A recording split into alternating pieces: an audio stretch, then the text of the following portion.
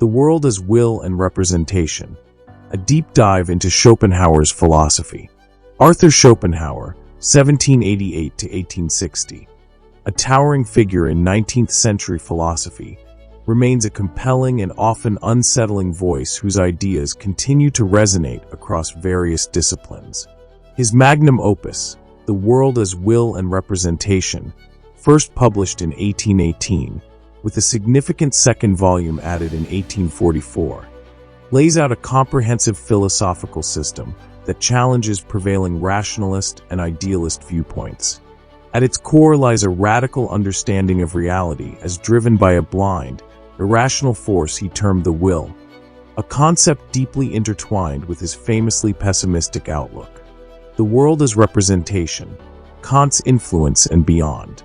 Schopenhauer's philosophical journey begins with a profound engagement with Immanuel Kant's transcendental idealism. He accepts Kant's distinction between the phenomenal world, the world as it appears to us, and the noumenal world, the world as it is in itself. Like Kant, Schopenhauer argues that our experience of the world is mediated by the forms of our understanding, primarily space, time, and causality. These are not features of the world itself, but rather the inherent structure of our intellect, shaping how we perceive and organize sensory data. Thus, the world we directly know is fundamentally a representation, Vorstellung, constructed by our minds. However, Schopenhauer departs from Kant in a crucial aspect, the nature of the noumenon, the thing in itself.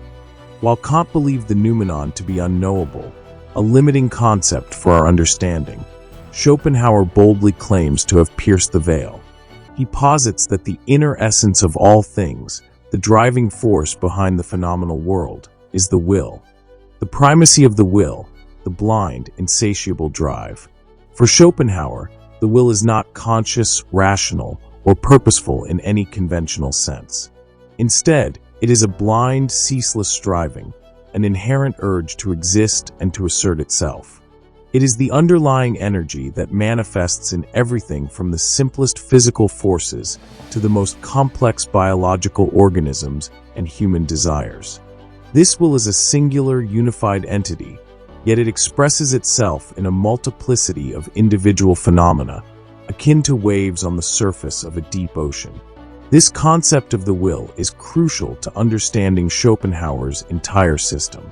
It is the engine of all activity, the root of all desires, and ultimately, the source of all suffering.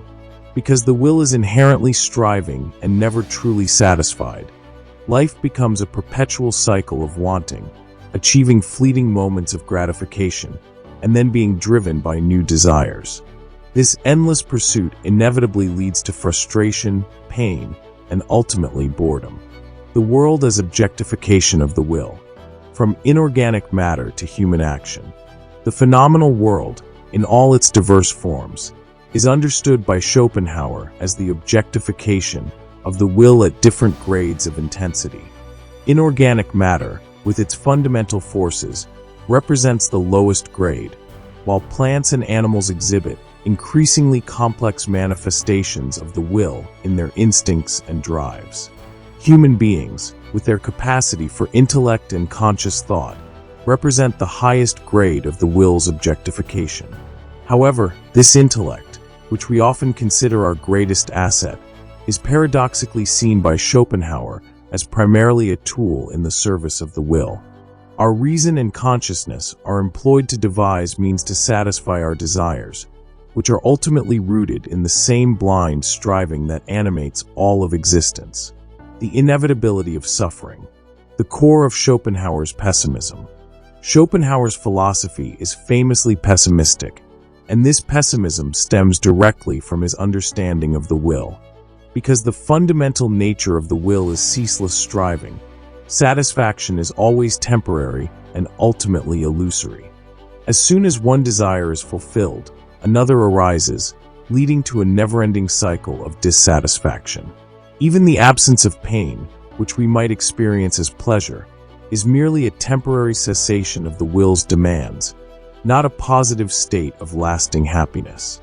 Furthermore, Schopenhauer emphasizes the inherent conflict within the will's objectifications. Each individual, as a manifestation of the will, strives to assert itself at the expense of others. This creates a world characterized by competition, predation, and suffering on a vast scale. The very nature of life, according to Schopenhauer, is a tragic drama driven by the insatiable and ultimately futile desires of the will. Escape from the will. Art, morality, and asceticism. Despite his bleak view of existence, Schopenhauer does offer potential avenues of escape from the relentless tyranny of the will, albeit temporary and challenging ones. Artistic contemplation. Schopenhauer held a profound appreciation for art, particularly music, which he saw as a direct expression of the will itself, independent of the phenomenal world of representation. Aesthetic experience offers a temporary liberation from the will's striving. When we contemplate a work of art, we become will-less subjects of pure knowing, losing ourselves in the object of contemplation and momentarily transcending our individual desires and suffering. This experience provides a glimpse into a realm beyond the relentless demands of the will. Morality and compassion.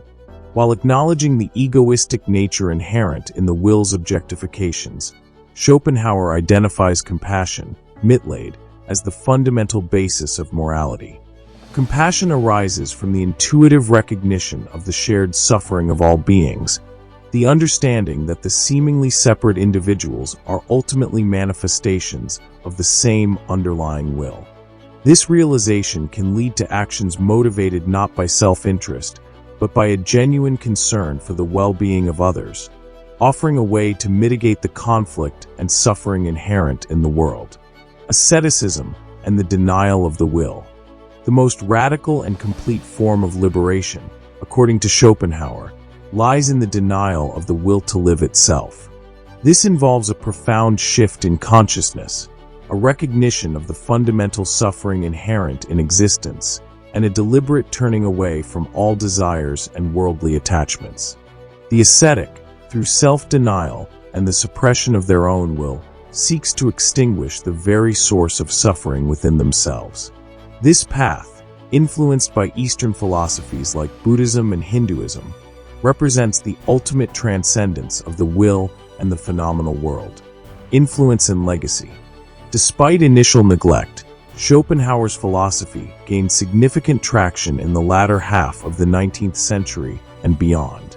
His ideas profoundly influenced thinkers across various fields, including philosophy. Friedrich Nietzsche, though later critical, was initially deeply influenced by Schopenhauer's metaphysics and pessimism. Existentialist thinkers like Albert Camus and Jean-Paul Sartre grappled with his ideas on suffering and the human condition. Literature. His emphasis on the irrational and the power of the unconscious resonated with many writers, including Thomas Hardy, Leo Tolstoy, and Marcel Proust. Psychology. Sigmund Freud acknowledged Schopenhauer's anticipation of the concept of the unconscious mind and the driving force of instincts. Music. Richard Wagner was a devoted admirer of Schopenhauer, finding in his philosophy a profound understanding of the power and significance of music. Arthur Schopenhauer's philosophy, with its stark portrayal of the human condition and its challenging perspectives on reality, continues to provoke and inspire.